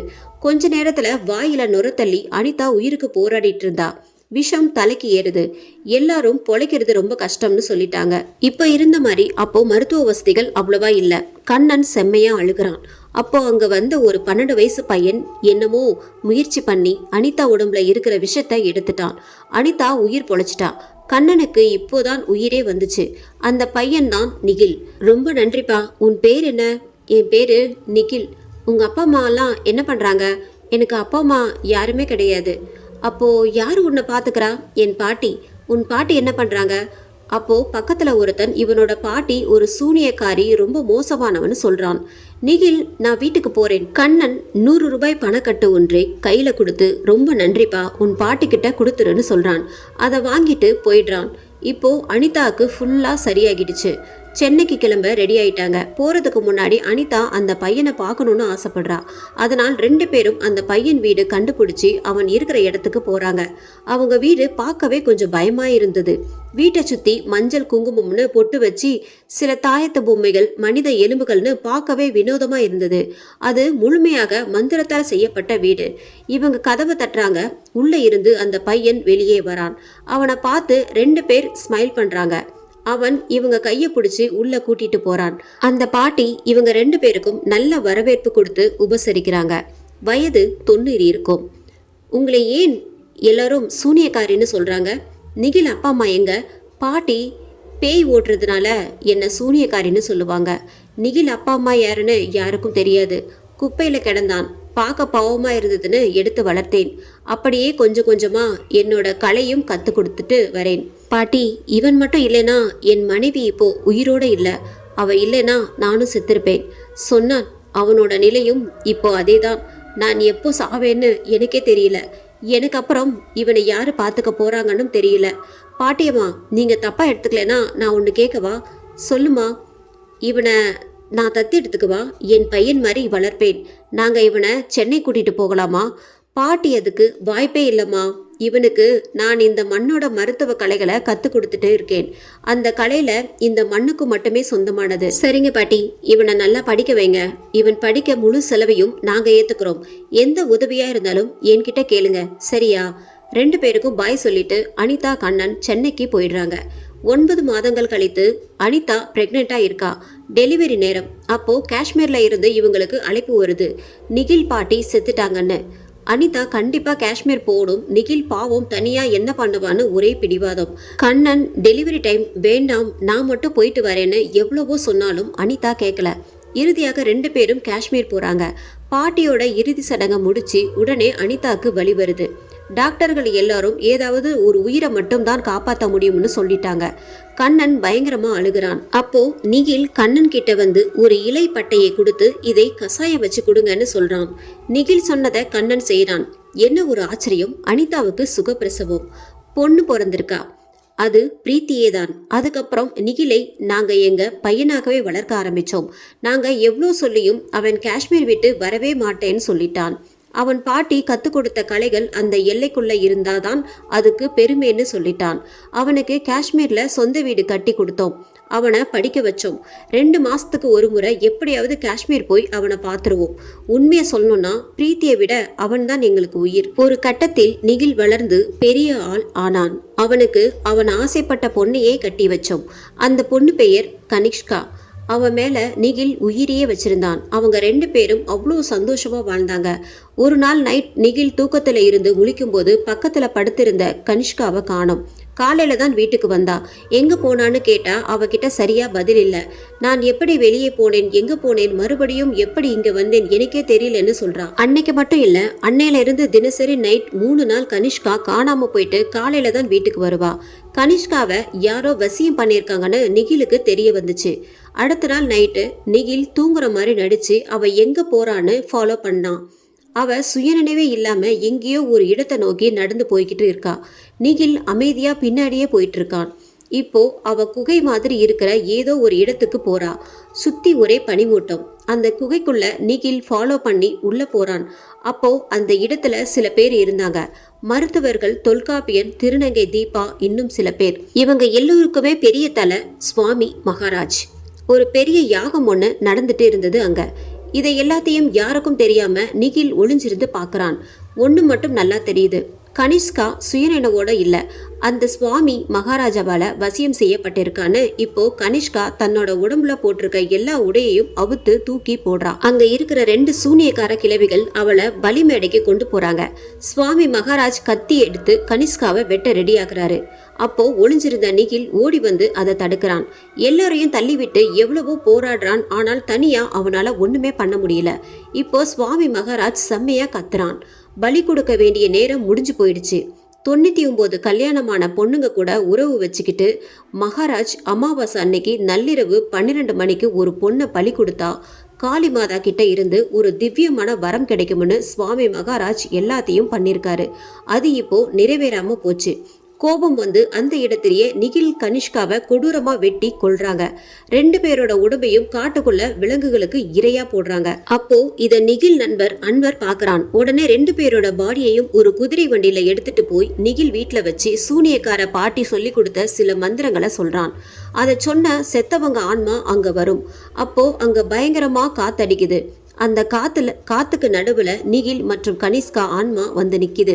இப்போ அன்வருக்கு என்ன நடந்ததுன்னு எல்லாம் புரியுது. உடனே இந்த செய்தியை அனிதா கண்ணன் கிட்ட அன்வர் சொல்றான். இதை கேட்டு 2 பேரும் துடிச்சு போயிடுறாங்க.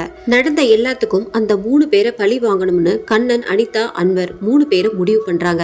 ஒரு காலத்துல சூனியக்காரனாக இருந்த பாபா மகாராஜ்க்கு இப்போ சமூகத்துல தொழிலதிபர் அப்படிங்கிற பெரிய நெட்வொர்க் இருக்கு. திருநங்கை தீபா இந்தியால இருக்கிற டாப் 10 சீக்ரெட் ரவுடிஸ்ல ஒருத்தி. அரசியல்வாதிகளோட கைகூலி, அடிதடி, வெட்டு குத்துன்னு பாபா மகாராஜோட இன்னொரு முகத்தோட கும்பல் தான் இவ.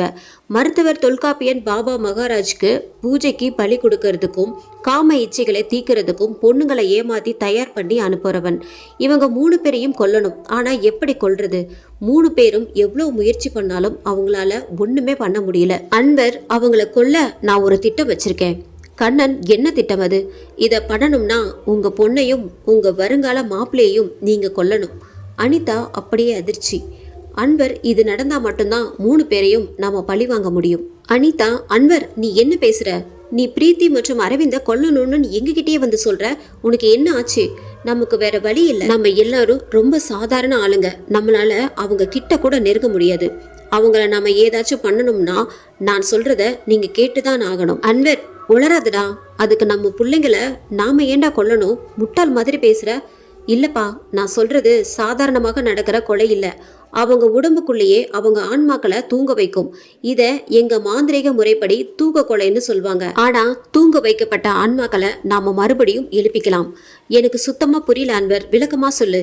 இதுல எதுவும் ஆபத்து இல்லைன்னா, நம்ம பசங்களுக்கு எதுவும் ஆகாதுன்னா பண்ணலாம். என்னோட திட்டப்படி பிரீத்தி, அரவிந்த் 2 பேரோட உடம்புக்குள்ள நிகில் மற்றும் கனிஷ்கா ஆன்மாக்களை புகுத்தணும். அவங்க ஆன்மாக்கள் அவங்க உடம்புக்குள்ள இருக்கிறது அவங்களுக்கே தெரியாது. அவங்க உடம்புக்குள்ள இருந்து நாம நினைச்சத பண்ணி முடிக்கலாம். இதனால பிரீத்தி, அரவிந்துக்கு ஒண்ணுமே ஆகாது. அனிதா, அப்ப சரி. காஷ்மீர்ல இருந்து அன்வர் சென்னை வந்து பிரீத்தி மற்றும் அரவிந்த் உடம்புக்குள்ள நிகில் மற்றும் கனிஷ்கா ஆன்மாக்களை அவங்களுக்கே தெரியாம அவங்க உடம்புக்குள்ள போறதுக்கு வழி பண்றான். எங்களோட திட்டப்படி டாக்டர் தொல்காப்பியன் மற்றும் திருநங்கை தீபாவை சாட்சியே இல்லாம கொன்னோம். அதுக்கப்புறம் பாபா மகாராஜா கொல்றதுக்காக சரியான நேரத்தை எதிர்பார்த்துட்டு இருந்தோம். அப்போ நீங்க எங்களை டீப்பா வாட்ச் பண்ணி எங்களை நெருங்குறது எங்களுக்கும் தெரிஞ்சது. அதுக்காக எங்க வெளியில வர முடியாத மாதிரி உங்களை பயமுறுத்தினோம். ஆனா எப்படியோ நீங்க எங்களை நெருங்கிட்டீங்க. பாலா எதுவுமே தெரியாத மாதிரி இருந்துட்டு அமைதியாக எல்லா வேலைகளையும் பண்ணியிருக்கீங்க. இன்ஸ்பெக்டர், அவங்க தண்டிக்கப்பட வேண்டியவங்க. உண்மைதான், அவங்க எல்லோரும் ரொம்ப பெரிய மனுஷன், போர்வையில் இருக்காங்க. அவங்களை நம்மை மாதிரி சாதாரணமான ஆளுங்க ஒண்ணுமே பண்ண முடியாது. இது தப்புதான், இருந்தாலும் நான் ஆதரிக்கிறேன். கண்ணன், எல்லாம் ஓவர் சார். இனி எங்களால அந்த பாபா மகாராஜா ஒண்ணுமே பண்ண முடியாது. ஏன்? நிகில், கனிஷ்கா போயிட்டாங்க. இனி அவங்களால வரவே முடியாது. என்னாலதான்ல கண்ணன். இனி நீ உங்க சட்டம் தான் அவனை தண்டிக்கணும். இல்ல, அதுக்கு வாய்ப்பே இல்லை. நான் சாதாரணமான இன்ஸ்பெக்டர். நான் முயற்சி பண்ணா என்ன ஒன்றும் இல்லாம பண்ணிடுவாங்க. உங்களுக்கு ஒரு சின்ன ஆலோசனை தரேன். இந்த பழி வாங்கும் எண்ணத்தை தூக்கி போட்டுவிட்டு உங்க பசங்களோட வாழ்க்கையை பாருங்க. தப்பு நடந்து போச்சு, சரி. அதுக்காக இவங்க வாழ்க்கையையும் கெடுத்துக்க வேண்டாம். இந்த 2 கொலைகள் உங்க பசங்க பண்ண மாதிரி தான் பதிவாகும். நான் ஆக்ஷன் எடுத்தா உங்க மொத்த குடும்பம் உள்ளதான் போகும். ஆனா நான் அப்படி பண்ண போறதில்ல. தப்பு அவங்க மேல அப்படிங்கிற காரணத்துக்காக உங்களை கண்டுக்காம விட்டுறேன். போய் அமைதியா வாழ்க்கைய ஆரம்பிங்க. தப்பு பண்ணவங்கள கடவுள் பார்த்துப்பார் அப்படிங்கிற நம்பிக்கையில எல்லாத்தையும் மறந்துருங்க. அனிதா மற்றும் கண்ணன் பாலாக்கு நன்றி சொல்றாங்க. இன்ஸ்பெக்டர் பாலா அங்க இருந்து கிளம்புறாரு. மயங்கி கிடந்த பிரீத்தி மற்றும் அரவிந்துக்கு இப்போ முழிப்பு வருது. 2 பேரும் இங்க என்ன நடந்துச்சுன்னு கேக்குறாங்க. அதுக்கப்புறம் அம்மா 2 பேரும் பாலா கிட்ட சொன்ன அந்த முழு கதையையும் இவங்களுக்கு சொல்றாங்க. சாரி பிரீத்தி, மாப்பிள உங்களை கேட்காம நாங்க இவ்வளோ ரிஸ்க் எடுத்து இதெல்லாம் பண்ணதுக்கு. இருக்கட்டும் மாமா, நல்ல விஷயத்துக்கு தானே பயன்படுத்தியிருக்கீங்க, பரவாயில்ல. பிரீத்தி, இங்க 2 பேர் உயிரையே பணயம் வைத்து பழி வாங்கும் அளவுக்கு அந்த நிகில் உங்களுக்கு அவ்வளோ க்ளோஸா இருந்திருக்கான். ஆனால் ஏன் இதுவரைக்கும் அவனை பத்தி என்கிட்ட மறைச்சிங்க? அனிதா சொல்லணும்னு தோணல. பிரீத்தி, என்ன இப்படி அசால்ட்டா சொல்றீங்க தோணலன்னு? பிரீத்திமா விடு, எல்லாம் இப்போ சாதாரணமா ஆகிடுச்சுல, ஏன் அதை பத்தி கேட்டுட்டு இருக்க? பிரீத்தி, இல்ல, ஏதோ தவறு எதையோ என்கிட்ட இருந்து மறைக்கிறீங்க. நீங்க பண்ணிருக்கிற காரியம் சாதாரணமானது இல்ல. எங்கேயோ இருக்கிற ஒரு வளர்ப்பு பிள்ளைக்காக இதெல்லாம் பண்ணினீங்கன்னு சொன்னா நம்புற மாதிரியா இருக்கு? அதான் ஒன்றும் இல்லைன்னு சொல்றோம்ல, சும்மா கேள்வி கேட்டுக்கிட்டே இருக்கிற. போடி, அதான் எல்லா பிரச்சனையும் சரியாயிடுச்சுல, திரும்பவும் அதை பத்தி பேசாத. பிரீத்தி அமைதியாகிடுறா. கொஞ்ச நாள்ல வீட்டுல எல்லோரும் நார்மல் ஆகுறாங்க. நடந்த எல்லாத்தையும் மறந்துட்டு அவங்களோட வேலைகளில் கவனம் செலுத்துறாங்க. 6 மாதம் கழித்து மொத்த குடும்பமும் டின்னருக்கு ஹோட்டல் போறாங்க. எல்லாரும் ஒன்னா உட்கார்ந்து சாப்பிட்டு இருக்காங்க. எதிர் டிவியில செய்தி போயிட்டு இருக்கு. அப்போ பிரீத்தி அதிர்ச்சி ஆகுறா. கண்ணன், என்னாச்சு பிரீத்தி? டிவியை பாருங்கப்பா, பிரபல சாமியார் பாபாஜி மகாராஜ் விபத்தில் மரணம்.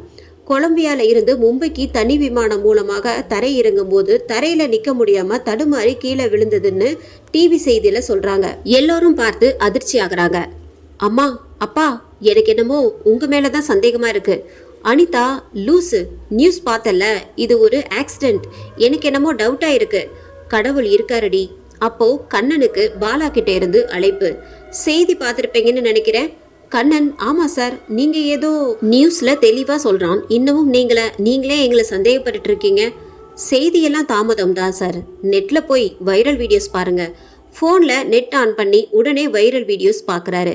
சுவாமி மகாராஜ் வந்த அந்த பிளேன் கரெக்டா தரையிறங்கும் போது பூமியிலிருந்து ஒரு எலும்பு மாதிரியான அமைப்பு திடீரென வெளியே வந்து ஓடுற சக்கரத்தை தடுக்குது. அப்போ விமானம் நிலை குலைந்து விழுந்து வெடிச்சு சிதறுது. அது அப்படியே அங்க இருக்கிற சிசிடிவில பதிவாகி இருக்கு. இதான் அந்த வீடியோவில் ஸ்லோ மோஷன்ல எடிட் பண்ணிருக்காங்க. பாத்தீங்களா கண்ணன்? சார், அது ஏதோ எடிட் சார். உங்களுக்கே தெரியும் நெட்ல இந்த மாதிரி நடக்கிறது சகஜம்னு. பாலா, அப்படியா? நீங்க நடத்துங்க, வாழ்த்துக்கள். பிரீத்தி அறையில் பிரீத்தி, அரவிந்த், ஏதோ தப்பா இருக்குல்லடா? அரவிந்த், இல்லடி, அது விபத்து தான். பிரீத்தி, டே ஃபுல், நீயே யோசிச்சு பாரு. உனக்கு ஒரு வளர்ப்பு பையன் இருந்து ஏதோ ஒரு ஊர்ல இருந்து அவன் செத்துட்டான்னு நீ இங்க இருந்து உன் குடும்பத்தை பணையம் வச்சு கொலை செய்வியா? சொல்லு. ஆமாண்டி, இதுல ஏதோ லாஜிக் இடிக்குதே. இவ்வளோ அன்பு வச்சிருக்கிற ஒரு பையனை பத்தி பெத்த பொண்ணு கிட்ட கூட சொல்ல மாட்டாங்களாம். என்னடா இது? அரவிந்த், ஏதோ தப்பா இருக்கிற மாதிரி தெரியுது. இவங்க நம்ம கிட்ட சொன்ன கதையே பொய். ஏதோ நடந்திருக்கு. ஏதோ நடந்துட்டு போகட்டும்டி, நமக்கு என்ன, விடு. அனிதா அறையில், எல்லாம் ஓவர் தான், மனசுக்கு இப்பதான் நிம்மதியா இருக்கு. அன்வர் அழைக்கிறான். கண்ணன், சொல்லு அன்வர், செய்தி பாத்தீங்களா? கண்ணன், பார்த்தேன், நான் மகிழ்ச்சியாக இருக்கிறேன். அன்வர், உங்க வீட்டில் இருக்கிற ஃப்ரெண்டு நிகில் மற்றும் அவன் மனைவி கனிஷ்கா 2 பேரையும் பத்திரமா பார்த்துக்கோங்க. கண்ணன், அவன் உனக்கு வெறும் ஃப்ரெண்டு மட்டும்தான், எனக்கு மகன். அவன் இல்லைன்னா நாங்க இல்ல. அவனுக்காக என்ன வேணா செய்வோம். கண்ணன் அனிதாவை ஹக் பண்றார். அனிதா கண்ணில் இருந்து தண்ணியா வருது. இங்க பிரீத்தியும் அரவிந்தும் கட்டிப்பிடித்து படுக்கையில தூங்குறாங்க. இவங்க படுக்கைக்கு எதிரா முகம் பார்க்குற கண்ணாடி இருக்கு. அந்த கண்ணாடியில இவங்க படுத்திருக்கிற பக்கம் கேமராவை ஜூம் பண்றாங்க. கனிஷ்கா நிகில் கட்டி அணைத்து படுத்திருக்கிற மாதிரியான உருவம் கண்ணாடியில தெரியுது. இந்த எபிசோட் உங்களுக்கு பிடிச்சிருந்தது அப்படின்னா நம்ம சேனலை மறக்காம சப்ஸ்கிரைப் பண்ணுங்க, லைக் பண்ணுங்க, முடிஞ்சா ஷேர் பண்ணுங்க. நன்றி, வணக்கம்.